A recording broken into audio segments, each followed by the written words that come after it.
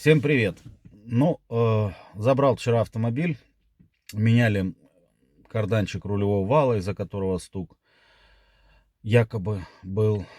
Стук, в общем, не из-за этого. Вчера этого было не слышно, собственно, такие дороги просто не попадались, да и ливень был большой. А сегодня четко услышал, что он на месте. Может быть, конечно, не такой резонансный, как раньше, но он есть все равно. Что-то изменилось, но незначительно. Значит, с этим стуком мы отметаем сразу. Рулевой вал, он был заменен по гарантии. Карданчик рулевого вала отметаем. Рулевую рейку тоже отметаем. Она не менялась, но она никаким образом не издает никаких звуков. Ни под какими нагрузками. Но всплыла другая проблема. Надо, наверное, предисловие. При запуске на холодную, достаточно давно я начал наблюдать, то через печку затягивает при включенном климате или отдуве стекла, который автоматически, кстати, включается, если там дождь или запотевание на холодную. Запах дизеля. Причем не тот запах, который из трубы идет, потому что из трубы пахнет приятно жареной картошечкой, или я даже не знаю чем, но чем-то таким очень приятным. То здесь конкретно дизель как будто, обычный дизельный старенький автомобиль, без всяких там Евро-5, сажевых фильтров и тому подобных вещей. Я так и подумал, что где-то подпускает под капотом. Что именно, непонятно, но явно выпуск.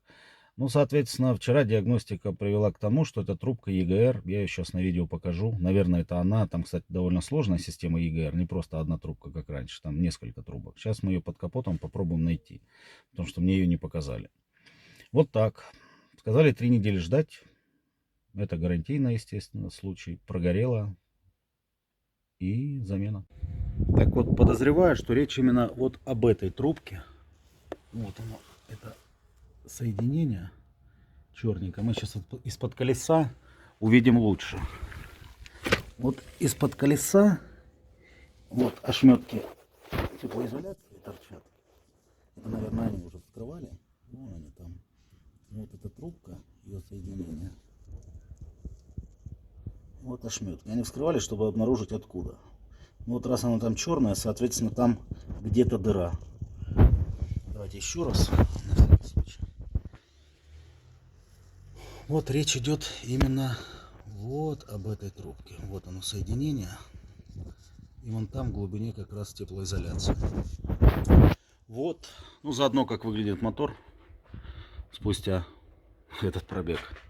Загаженный в хлам. Пока на месте. Фильтр новый. Значит, меняет масло. Уже хорошо. Вот такие дела. Сейчас, надеюсь, со звуком станет получше, потому что появился наушник с микрофоном. В общем, наверное, лучше. Как раз протестируем. Чтобы в конце я хотел сказать вам. Мы создали новый канал. Ссылка будет в описании. Обязательно туда проходите. Чем канал будет отличаться от этого и остальных?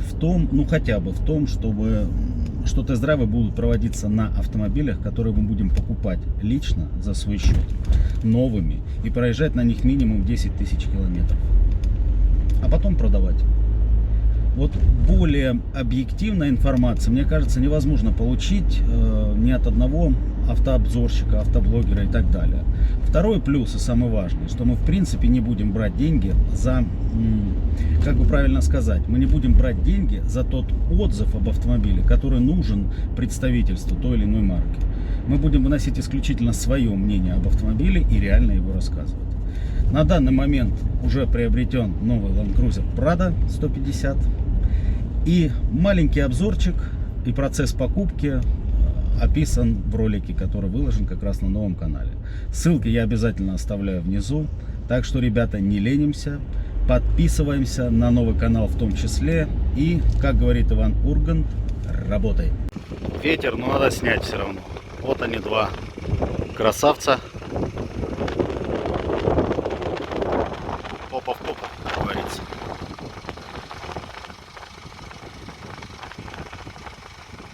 На видео непонятно, хотя может быть, да, хавал побольше. У хавала сейчас находится резина в багажнике с дисками от Prado, поэтому он чуть-чуть подсел.